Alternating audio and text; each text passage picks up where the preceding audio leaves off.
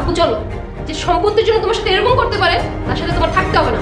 আপনজন মানে আমার আম্মা ছাড়া তো আমার আপনজন আর কেউ নাই। তাইলে আমি কি?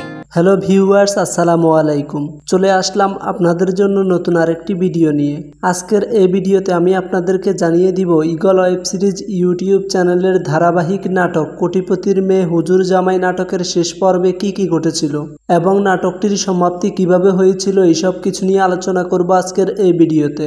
কিন্তু তার আগে আপনি যদি আমাদের চ্যানেলে নতুন হয়ে থাকেন তাহলে ভিডিওতে একটি লাইক দিয়ে চ্যানেলটিকে সাবস্ক্রাইব করে রাখুন। তো ভিউয়ার্স, কোটিপতির মেয়ে হুজুর জামাই নাটকের শেষ পর্বে আমরা লক্ষ্য করেছি কুসুমের ইচ্ছার বিরুদ্ধে কুসুমের মা রহিমের সাথে কুসুমের বিয়ে দিয়ে দেয়। কুসুম রহিমকে কিছুতেই পছন্দ করত না। প্রথম কারণ হলো রহিম খুব গরিব এবং একজন হুজুর ব্যক্তি ছিলেন। দ্বিতীয় কারণ হলো কুসুম আরেকটি ছেলেকে মানে রবিনকে তার মন প্রাণ দিয়ে ভালোবাসত। কিন্তু রবিন কুসুমের সাথে প্রেমের অভিনয় করে কুসুমের কাছ থেকে তার সম্পত্তি হাতিয়ে নিতে চেয়েছিল।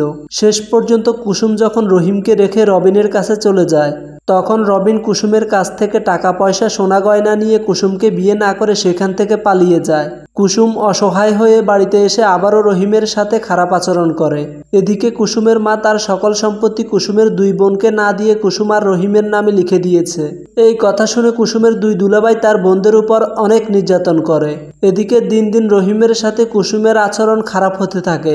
উপায় না পেয়ে রহিম কুসুমকে ডিভোর্স লেটার দিয়ে সে তার গ্রামে ফিরে যায়। কুসুম যখন দেখতে পায় তার দুই বোনের জামাই টাকা পয়সার জন্য তার বোনদের সাথে খারাপ আচরণ করছে, এটা দেখে কুসুম বুঝতে পারে রহিমের তো কোনো ধন সম্পদের টাকা পয়সার প্রতি লোভ ছিল না। আর শেষ পর্যন্ত কুসুম টাকা পয়সা সবকিছু রেখে রহিমের গ্রামের বাড়িতে রহিমের কাছে চলে যায়। তো ভিউয়ার্স, কোটিপতির মেয়ে হুজুর জামাই নাটকটি থেকে আমরা শিক্ষা পাই মানুষের ধন সম্পদ থাকার চাইতে একটি ভালো মন থাকাই যথেষ্ট।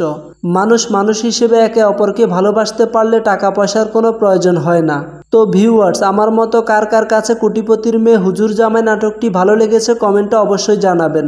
তো দেখা হবে পরবর্তী ভিডিওতে। ততক্ষণ সবাই ভালো থাকুন, সুস্থ থাকুন। আল্লাহ হাফেজ।